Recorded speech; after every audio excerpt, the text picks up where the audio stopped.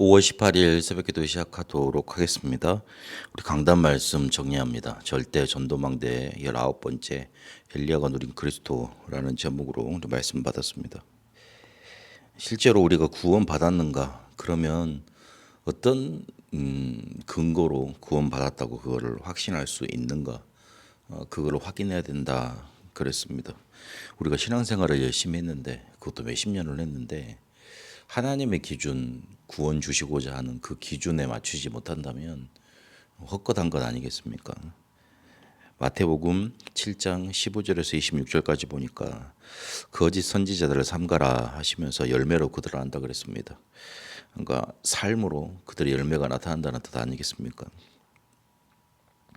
그래서 주여 주여 하는 자마다 천국 가는 것 아니다. 내 아버지의 뜻대로 행하는 자라야 천국 갈 수 있다. 그러시면서 내가 너희들을 도저히 알지 못한다 그러는 부류들이 나옵니다. 그 부류들이 어떤 사람들이었냐면 나는 주의 이름으로 귀신도 쫓아내고 권능도 행했습니다. 그러니까 이렇게 선지자 노릇도 하고 대단한 일을 했던 거 아닙니까? 신앙생활로 쳐다보면 굉장한 능력이 나타나서 잘했다는 평가를 받았던 사람들 아닙니까? 그런데 예수님은 도저히 그들을 알지 못한다 그랬습니다. 예수님이 알지 못하면 그 사람들은 구원받은 사람들이 아니겠지 않습니까? 그러면서 아버지의 뜻대로 행하는 사람들의 특징은 반석 위에 집을 지은 것과 같다. 흔들리지 않는 거죠.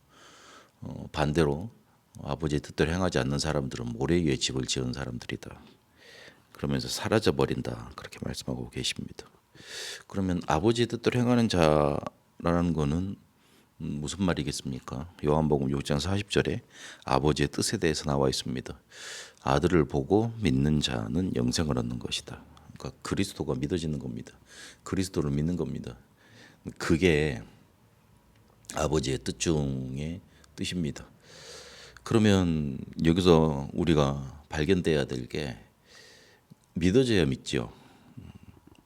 믿으려고 노력해서 믿어지는 게 아니라 믿어져야 되는 것 아닙니까? 믿어져야 된다는 거는 믿을 수밖에 없는 이유가 발견돼야 되는 것 아니겠습니까?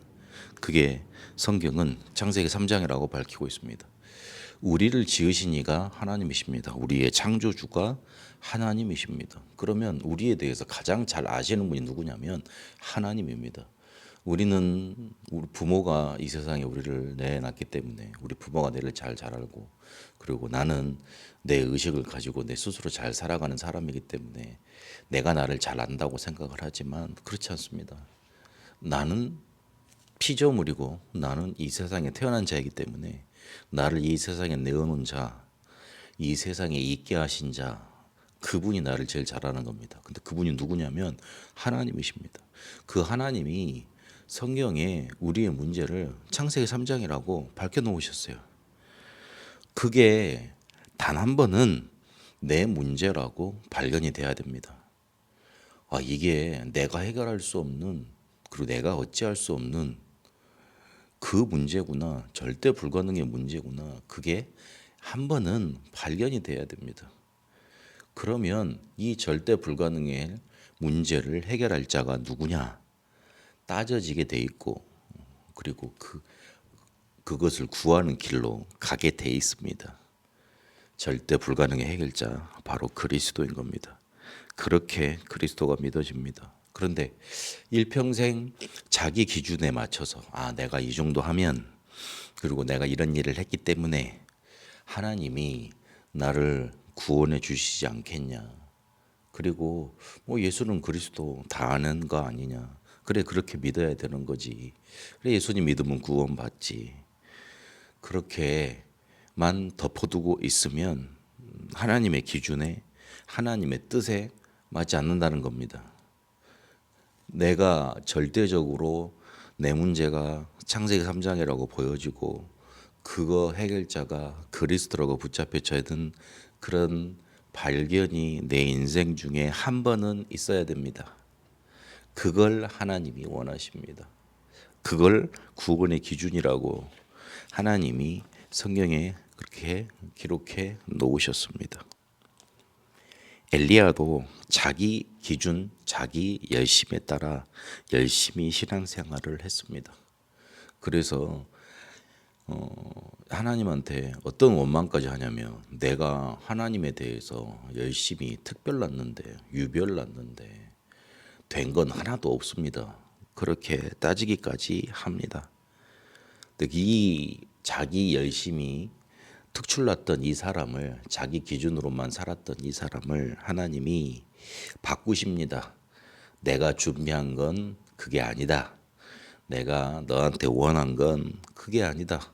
이걸로 네가 바뀌어야 된다. 그래서 그렇게 바꿔주시는 것으로 엘리야는 그리스도를 누렸습니다. 그가 보지 못해서 오해하고 놓쳤던 게 있습니다. 그에게 가뭄이 오기도 하고 또 사르밧 가부의 집에서 아들도 살리고 그들과 함께 살고 바알과 아세라 선지자 850명을 죽이기도 하고 가뭄도 그치게 하고 비가 오게 하는 그런 기적들이 일어났습니다. 그래서 자기는 실제로 이런 기적들 때문에 이스라엘을 우상숭배로 데리고 가는 그런 모든 것들이 사라졌다고 생각을 했습니다. 창세기 6장에 보니까 네피림이 있었습니다. 그것 때문에 이 세상에 타락이 찾아왔고 그리고 홍수 심판 올 수밖에 없었잖아요. 근데 그 네피림이 죽었다고 해서 네피림을 사로잡고 있었던 사단이 사라진 게 아닙니다. 영원했습니다. 그래서 결국에는 창세기 11장에 바벨탑 사건을 일으키지 않습니까? 그거를 보지 못했던 겁니다. 하나님이 준비하셨던 것을 보여주시고 그거를 붙잡고 보게 됩니다. 먼저 현실부터 정확하게 보게 하셨습니다. 아합과 이세벨이 회개 안 했습니다. 오히려 지명수배를 내렸고요. 믿을 만한 제자도 없었고 홀로 그렇게 남아서 죽기를 하나님께 구합니다. 그때 생각을 바꿔주십니다. 힘부터 회복시키셔서 그에게 크고 강한 바람 같은 그런 가운데 그리고 지진 가운데 불 가운데 말씀하시지 않고 세미한 음성 가운데 말씀하셨습니다. 그러면서 네가 왕들 때문에 걱정을 했니? 그거 바꿔주겠다. 네가 혼자 남았다 그랬니? 아니다. 네 다음 선지자 나는 미리 예비해놨다. 그리고 바알에 무릎 꿇지 않고 입맞추지 아니한 자 7천일을 남겨놨다. 그렇게 말씀하십니다. 하나님은 엘리야에게 나는 너에게 그렇게 일하라고 말한 적 없다. 그렇게 말씀하시는 것 같습니다. 하나님 나는 일이 열심히 했는데 왜 안 됩니까? 하나님은 나는 너에게 그렇게 하라고 한 적 없다. 꼭 이러시는 것 같아요. 그래서 그가 남긴 게 있습니다.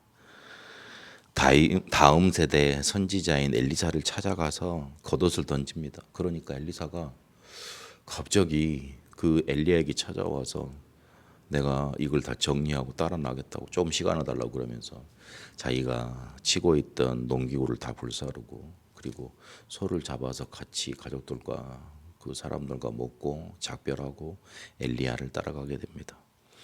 엘리야는 그 당시 지명수배자입니다. 따라가면 같이 죽는 겁니다. 도 없는 사람들은 그 죄를 이렇게 피할 수 없지 않습니까? 근데 계산 이익 따지지 않고 따라갑니다.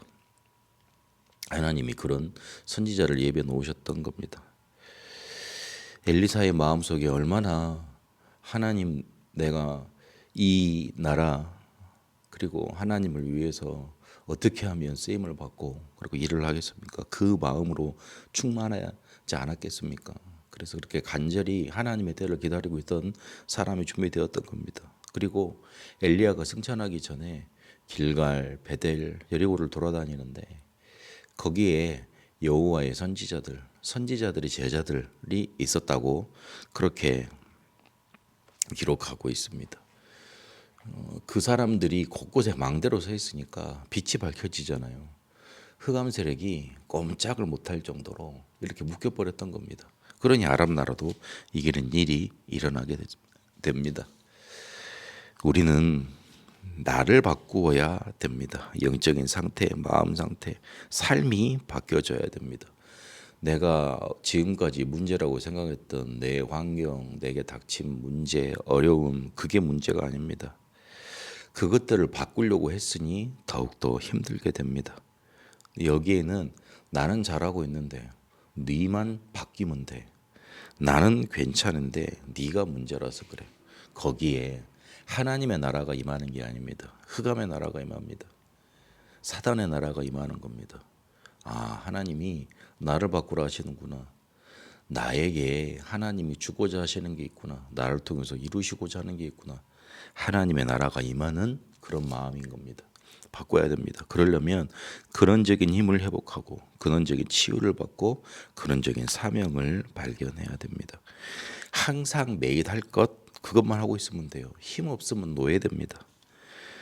문제가 바로 보이는 오직이 발견이 되고 그러면 문제가 문제되지 않는 율성이 나타납니다. 오히려 문제가 발판이 되는 작품이 만들어집니다. 재창조. 그걸로 우리는 근원적인 치유를 받게 됩니다. 하나님은 우리를 통해서 말씀 주십니다. 말씀을 통해서 근원적인 사명이 정확하게 보이게 되어 있습니다.